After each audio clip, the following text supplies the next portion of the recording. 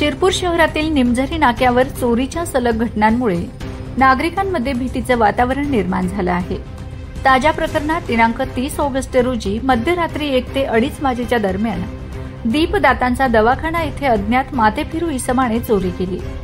सदर चोरट्याने mobile phone, रोख रक्कम सुमारे 20 ते 25 हजार रुपये, सर्जिकल ब्लेड, कात्री, धारदार शस्त्रे आणि इतर साहित्य असा ऐवज लंपास केला। याशिवाय दवाखान्यात शौच व लघुशंकेचे घाणेरडे प्रकार करून अस्वच्छता पसरवली असल्याचंही समोर आलं आहे। या घटनेनंतर दवाखान्याचे डॉक्टर यांनी सांगितले की मोबाईल व रोकड जाण्याशिवाय मला फारशी खंत नाही, परंतु माझ्या शस्त्रक्रियेसाठी आवश्यक धारदार शस्त्रे या चोरट्याने नेली आहेत, ही बाब चिंतेची आहे। दरम्यान सदर घटनेचे सीसीटीव्ही फुटेज सोशल मीडियावर व्हायरल झाले असून त्यात चोरटा स्पष्टपणे दिसत असल्याचे सांगितले जात आहे। गेल्या 15 दिवसांपासून निमझरी नाका परिसरात सेम पॅटर्नने सलग चोरीच्या घटना घडत आहेत। शिव अमृततुल्य हॉटेल, सैनिकी military canteen, colour and craft beauty salon तसेच सुदर्शन मेडिकल या ठिकाणीही अशा प्रकारच्या चोऱ्या झाल्या आहेत।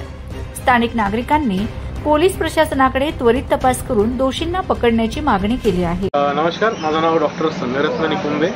काल रात्री 1:30 ते 3:30 या पूर्ण कालावधीमध्ये 2 तासाच्या कालावधीमध्ये माझ्या क्लिनिकचं एक साईडचं लॉक तोडून, टॅमीने लॉक तोडून एका बाजूचं शटर वर करून तो जो चोर किंवा तो जो इसम होता तो खाली क्लिनिकमध्ये शिरला।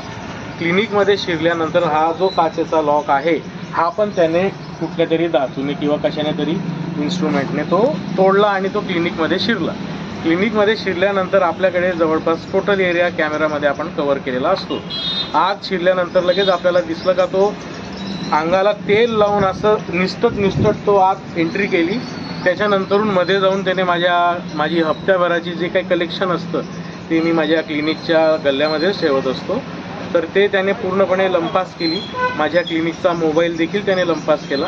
पण एक जागरूक नागरिक म्हणून मला ह्या 2 गोष्टींचा गम आहे, पण एवढा गम नाही आहे। पण ह्याचबरोबर आमचे जे सर्जिकल ब्लेड्स असतात, जे आम्ही सर्जरी करताना जे ब्लेड्स वापरतो किंवा जे सिझर्स आपण ज्याला कैची म्हणू ते वापरतो आणि इतर धारदार शस्त्र जे माझ्याकडे होते ते सगळेच्या सगळे लंपास झालेले आहेत। त्याच्यामुळे मी त्वरितच सकाळी 112ला कॉल केला। उमेश पवार म्हणून साहेब होते, ते त्वरित 15 ते 10 मिनिटाच्या आतच लगेच आले। शौच केलेलं आहे, पान खाऊन थुंकलं देखील आहे, तो 2-3 तास चार्जिंगला लावून माझ्या सोफ्यावर झोपला देखील होता।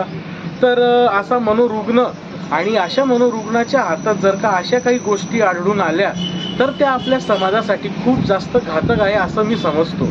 आणि गेल्या मागील 15 दिवसांपासून हा सेम प्रकार माझ्या शेजारी जर का तुम्ही बघू शकतात तर मिलिटरी सैनिक कॅन्टीन आहे, त्या कॅन्टीनला देखील तो फोडलं, त्याने आत गेला, काही बिस्किटचे पुडे वगैरे खाल्ले आणि तिथे देखील त्याने शी केलेली आहे। कलर अँड क्राफ्ट म्हणून ब्युटी सलून आहे असं मला माहीत पडलं, तिथे देखील झालेलं आहे।